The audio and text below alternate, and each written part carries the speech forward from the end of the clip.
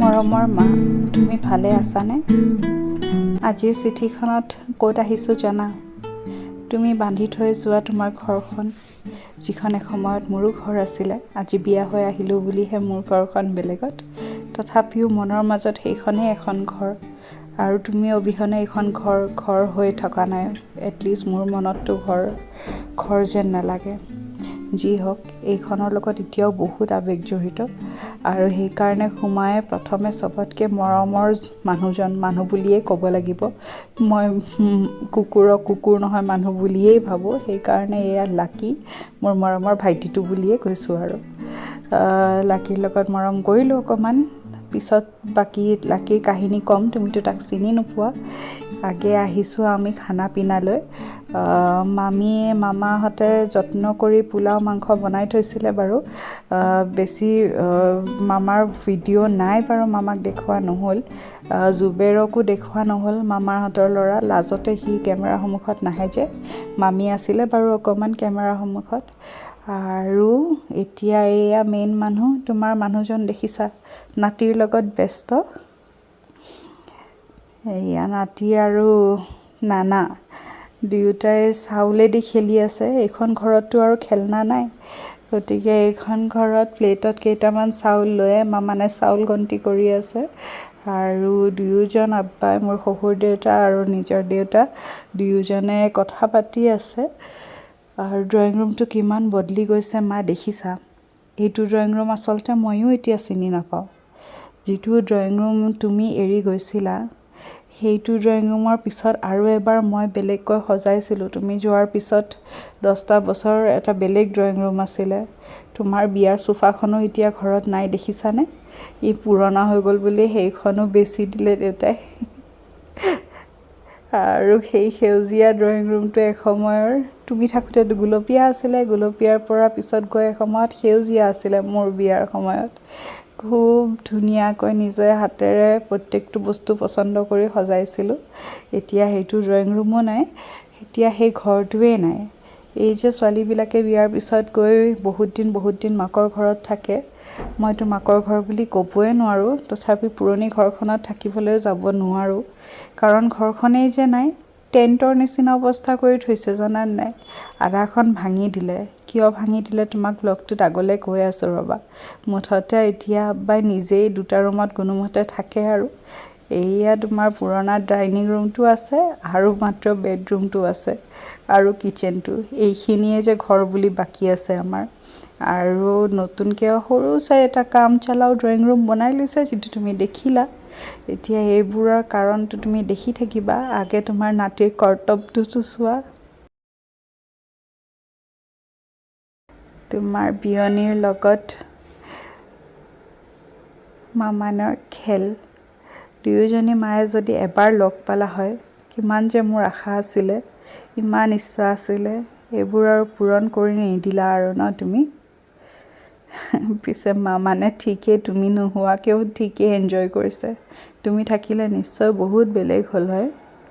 তথাপিও মামানে পূৰা আদায় কৰি লৈছে নানাৰ ঘৰ, নানীৰ ঘৰত যোৱা।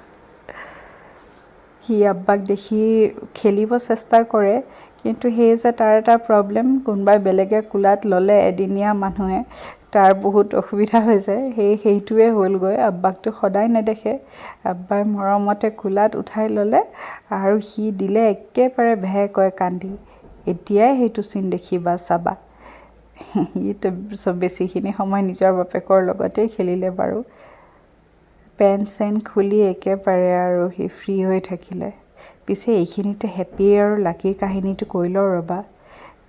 তুমি যেতিয়া নৱেম্বৰ মাহত আমাক এৰি গ'লা, ঠিক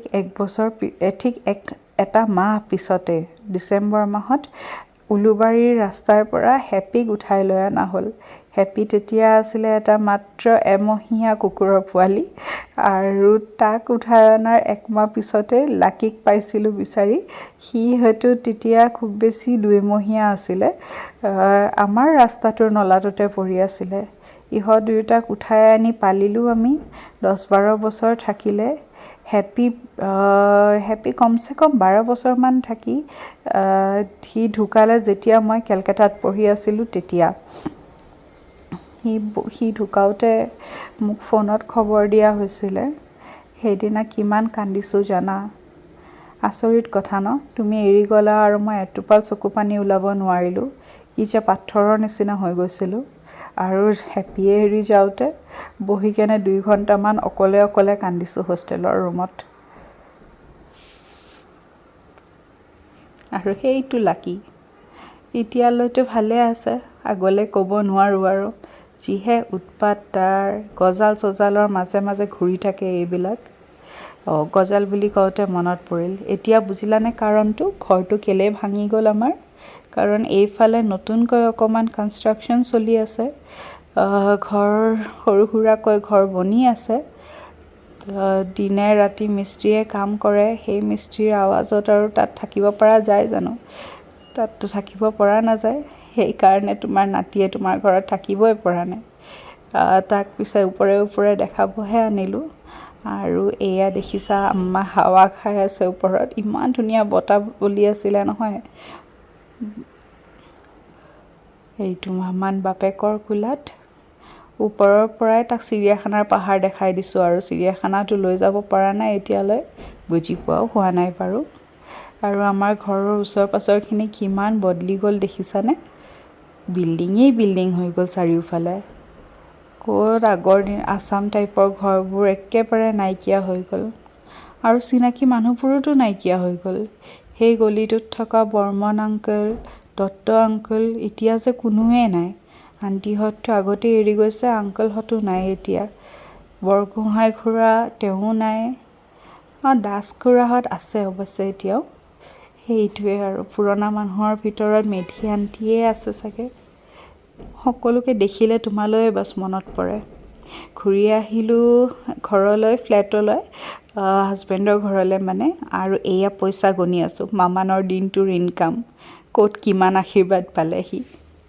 এয়া পিছে দিনটো শেষ হৈ নেক্সট দিনাৰ ফুটেজ ৰাতিপুৱাই ওলাইছোঁ পেকিং চেকিং কৰি ব্ৰেকফাষ্ট কৰি ক'লৈ যাম কওকচোন দৰ্শকসকল আজি ঘূৰি যাম ঘৰলৈ ঘৰ মানে এইবাৰ বেংগলোৰৰ ঘৰৰ কথাহে কৈছোঁ দেই ঘৰ মানে বহুত গোটেইকেইখনেইতো ঘৰ এই গোটেই এপিছ'ডটোত মই মোৰ 3খন ঘৰেই আপোনালোকক দেখুৱালোঁ জন্ম হোৱা ঘৰখন বিয়া হৈ অহা ঘৰখন আৰু নিজে পাতি লোৱা সংসাৰখন মোৰ হাজবেণ্ডৰ লগত মোৰ ঘৰখন তিনিওখনেই মোৰ ঘৰ গতিকে নাম ধৰি ক'ব লাগিব এইবাৰ বেংগলোৰৰ ঘৰত যাওঁ বুলি থ'ব যাব ওলাইছে শহুৰ দেউতা আৰু শাহুমাই আৰু ৰাস্তা নেদেখাই চিধা গুৱাহাটী এয়াৰপৰ্টতে আপোনালোকক দেখালোঁ আৰু এইটো মানে দুখজনক এটা সময় যদিও মুখত চবে হাঁহি আছে অন্তৰবোৰ চবৰে ভাগি পৰিছে এই নাতিটোকতো এৰি ঘৰলৈ ঘূৰি যোৱাটো মাহঁতৰ কাৰণে কিমান কষ্টকৰ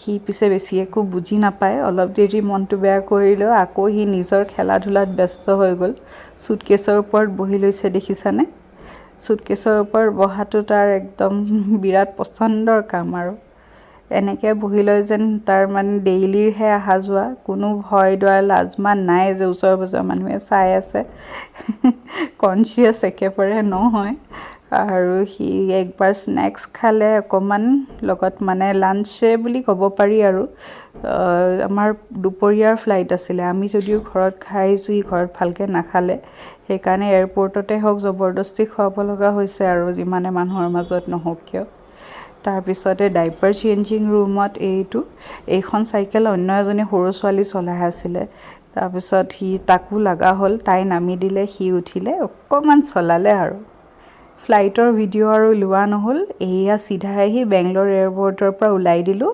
কেবত বহি তাৰে ভিডিঅ' ঘৰলৈ এয়া গৈ আছোঁ মামানৰ খুব টোপনি লাগিছে যদিও নহ'লে আৰু আহি কেনে আমাৰ ফ্লেট পালোহি বেংগলোৰত আমাৰ ঘৰ পালোহি আৰু ঘৰৰ যি অৱস্থা মামানক ভাত খুৱাই আছোঁ আগে আৰু ঘৰ দুৱাৰ চাফা কৰাৰ কথা মই ভাবা নাই লাহেকৈ কৰিব লাগিব সি শুলে চোফাৰ ওপৰতে খেলনা চেলনা যেনেকৈ দমাই থৈ গৈছিলোঁ তেনেকৈয়ে আছে এইবোৰ চিজিল ঘূৰোঁতে যে এতিয়া কিমান সময় লাগিব এইখন চিঠি ইয়াতে সামৰিছোঁ মা এটি তোমাৰ মৰমৰ মিঠু